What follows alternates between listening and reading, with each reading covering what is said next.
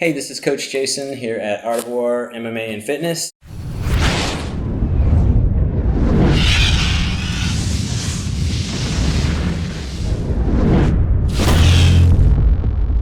I want to show you guys some technique today that's building on a jiu-jitsu video I released a couple days ago. And I basically showed a very common counter when you're trying to do the head and arm choke or the Kata Gatame choke. A lot of times people will use the telephone counter to counter that, and so I showed a few common ways that you can deal with that counter. Another defense that people will use against the Kata Gatame choke is grabbing their own leg, okay? And so I just want to look at a couple ways that I like to deal with it. There is a way you can still finish the arm triangle. I'm not super good at it, so oftentimes we'll transition to a position I call bouncer control and go from there. So I'm going to show you what I'm talking about here. So if I have Adam, let's say I have Adam in, I'm threatening a Kata Gatame here, I'm threatening an arm triangle. It could even be the case that I'm doing it right and I have my knee on his belly, okay?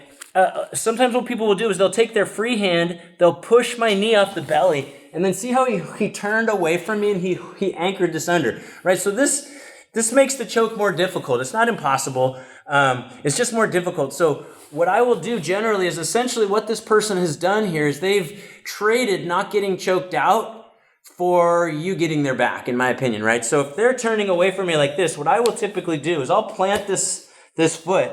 I'm going to sit Adam up to bouncer control. As I sit him up, what's very important for me to do is I need to, as I'm sitting him up, this hand that was here needs to be tracing down to the wrist, and this hand needs to be attempting to choke, okay? So same thing on the other side.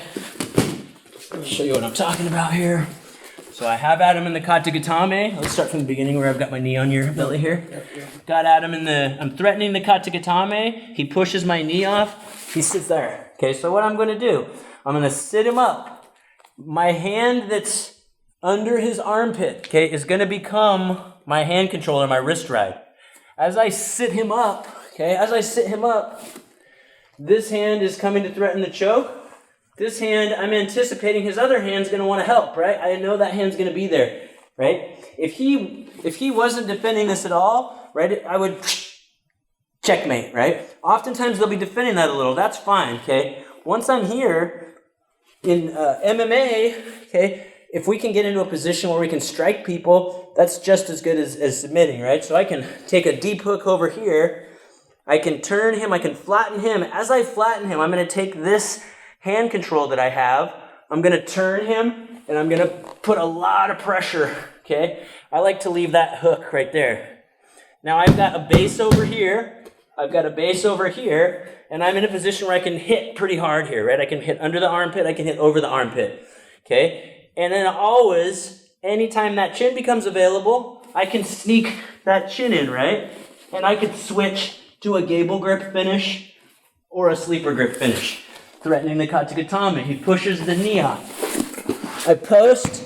I sit him up. As I'm sitting him up, I'm switching my hands. Right? I was like this with my hands. Now as I sit him up, my arm that was under his armpit is going to switch to hand control. This is going to immediately threaten the choke here.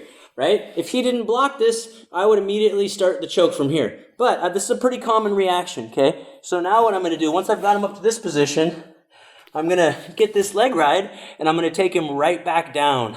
I'm going to use this hand control. I'm going to pull this way, and I'm going to put hip pressure down, and I'm going to keep that right leg ride. Now, I'll take that hand out because now I'm in a position where I can strike under, behind, over. I've got a base over here. I've got base over here, right? Very bad position for him. Now, a lot of times when you're beating people up, right, at some point they forget about their chin.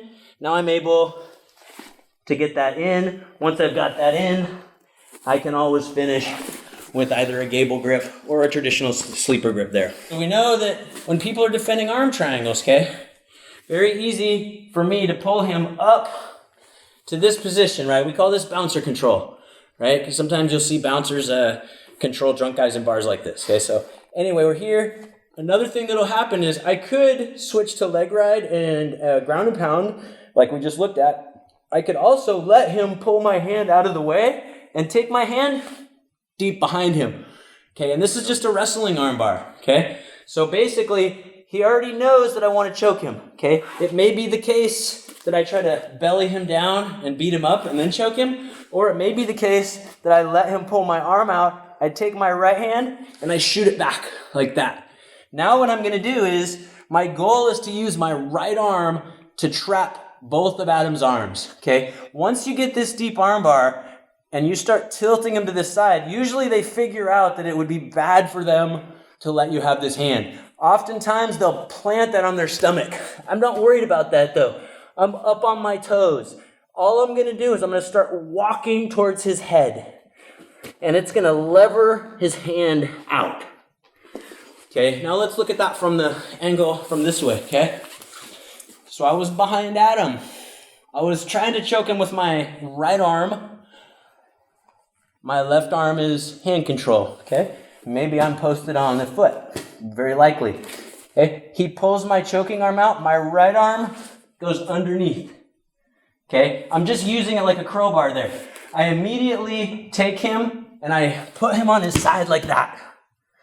Now, he wants to keep his hand on his belly. I'm gonna just turn until it pops out. Then I'm gonna take this hand and I'm gonna control his tricep and pass it. Okay, so that exchange there is very crucial for this position. Here, I go to my armbar. I take him on his side. See, I'm still up on my feet. I have a lot of ability to move. I start moving towards his head until this arm pops out. I'm waiting to catch it with my right hand. I pass it, I get the tricep, and I pass it to my leg. Now, this is what you want, right? Because here I have such a great position, and if he starts limp arming this away, I can just pull him right back in.